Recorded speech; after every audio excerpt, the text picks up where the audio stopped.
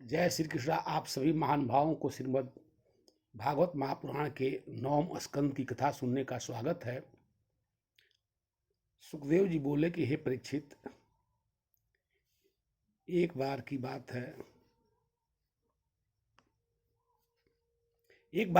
है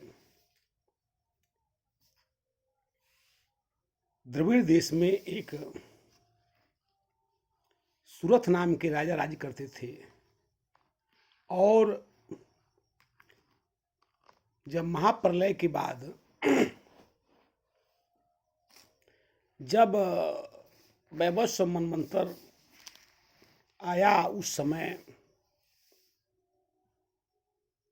महाराजा सतरथ के पुत्र, अब सतरथ ही सुरथ भी कहे जाते हैं, तो अब सुरथ के पुत्र हुए जिनका नाम था नाभि। नाभि के नाभि कमल से कमल निकलता है और उससे ब्रह्मा जी का जन्म होता है। और ब्रह्मा जी के मन से मारीची का उत्पत्ति होता है और मारीची के पुत्र होते हैं कश्यप। कश्यप जी का विवाह होता है दक्ष की पुत्री अदिति से। कश्यप और अदिति के संयोग से पुत्र पैदा होते हैं विश्वान, और विश्वान जी के पुत्र हैं सूर्यदेव। और सूर्य देव का विवाह हुआ विश्वकर्मा जी की पुत्री संज्ञा से।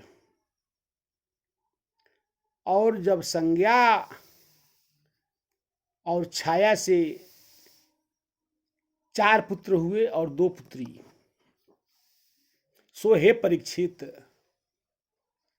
श्राद्ध देव और वैवस्व मनु भी जो है इन्हीं के पुत्र हुए। अब जो है एक बार श्राद्ध देव का कोई संतान नहीं था, तो बड़े चिंतित थे और इसी चिंता में बहुत दिनों तक पड़े रहे। सो एक बार मन में विचार करके वशिष्ठ जी की बड़ी सेवा किए और वशिष्ठ जी से कहे कि हे द्विजश्रेष्ठ, मैं पुत्र की प्राप्ति हेतु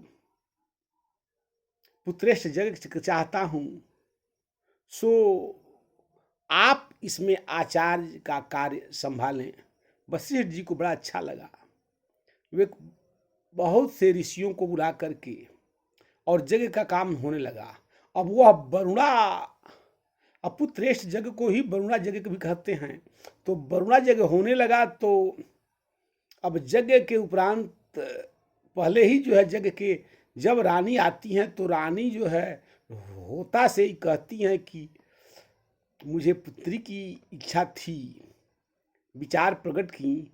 सो अब जो है हवन करने के समय होता के मन में बार बार पुत्री का भाव प्रकट होता था, जिसके वजह से हवन तो पुत्र के लिए ही हुआ, लेकिन होता के मन में पुत्री का भाव होने से उस जो है और भगवान के संयोग से हे परीक्षित, उस यज्ञ से पुत्री का जन्म होता है। सो श्राद्ध देव कहते हैं कि हे वशिष्ठ जी, आप ब्रह्मवादी हैं, आप लोगों का वचन मिथ्या नहीं होता है। सो मैंने वरुणा यज्ञ पुत्र की प्राप्ति के हेतु जो है इसका आवाहन किया था। सो यह पुत्री कैसे हो गई? आपके वाणी तो कभी गलत होना नहीं है। सो वशिष्ठ जी बोलते हैं कि हे श्राद्ध देव, होता के मन में गलत भाव, पुत्री का भाव होने के वजह से वह पुत्री हो गई। सो मैं अपने तपोबल से इस पुत्री को पुत्र कर देता हूँ। सो वशिष्ठ जी उस पुत्री को उस हवन कुंड में डाल देते हैं और पुनः उसमें से वह पुत्री जो है पुत्र के रूप में प्रकट हो जाती है। वशिष्ठ जी कहते हैं इसका दोबारा जो है जन्म होता है, इसलिए यह सुदुम होगा, इसका नाम सुदुम होगा। अब सुदुम ही का नाम जो है इला भी रखा गया, राजा इल के नाम से सुदुम जो है प्रचलित हुए। सो इल बहुत दिनों तक राज किए और एक बार इल जो है शिकार के भाव से उत्तर के दिशा में शिकार करने के लिए निकले। सो जब निकले तो शिव के एक मृग का पीछा करते करते शिव क्षेत्र में चले गए। शिव क्षेत्र में जब पहुंचते हैं तो देखते हैं कि मेरे हाथ में जो है जो कंगन है वह चूड़ी बदल गया है, मेरे कवच है यह सब जो है आभूषण के रूप में बदल गया है, मैं नारी वेश में हो गया हूँ, मेरा घोड़ा जो है घोड़ी बन गई है, मेरे जो है सहयोगी सैनिक जो है सब नारी हो गए हैं। इस बात को जान करके इनको बड़ी लज्जा हुई।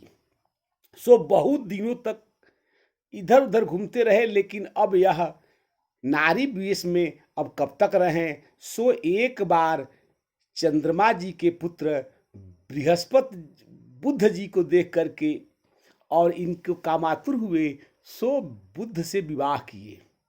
अब बुद्ध से विवाह होने के बाद एक पूर्वा नाम का पुत्र का जन्म होता है जो चंद्रवंशी राजा कहलाए। सो हे परीक्षित, इस प्रकार जो है इस चंद्रवंशी वंश का अब जो है वशिष्ठ जी को जब इस बात का ज्ञान हुआ, सो वशिष्ठ जी ने अपने तपोबल से पुनः जो है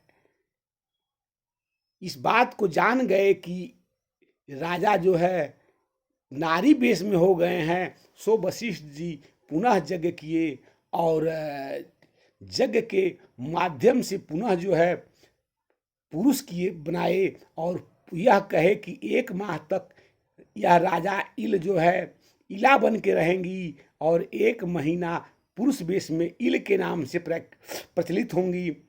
सो हे परीक्षित, इस प्रकार राजा जो है इल जो है नारी और पुरुष दोनों वेश में रहे। सो देव जी बोलते हैं कि हे परीक्षित, एक बार जो है भगवान शंकर जी और माता पार्वती तांडव नृत्य कर रहे थे और उसी समय ऋषियों का शिव क्षेत्र में आगमन होता है, जिसको देख करके माता पार्वती लज्जित होकर के सर नीचे कर लेती हैं। सो भोले बाबा को बड़ा दुख होता है। सो भोले बाबा उस समय से उस क्षेत्र में यह श्रापित कर देते हैं कि अगर इसमें कोई मेरे अलावा कोई पुरुष अगर इसमें क्षेत्र में प्रविष्ट करेगा सो नारी बन जाएगा। सो हे परीक्षित, इसी के वजह से शिव क्षेत्र में जितने लोग भी गए वह जो है सब नारी बन गए। सो हे परीक्षित, इस तरह का जो है चंद्रवंशियों कुल का जो है जन्म की कथा है। जय श्री कृष्ण।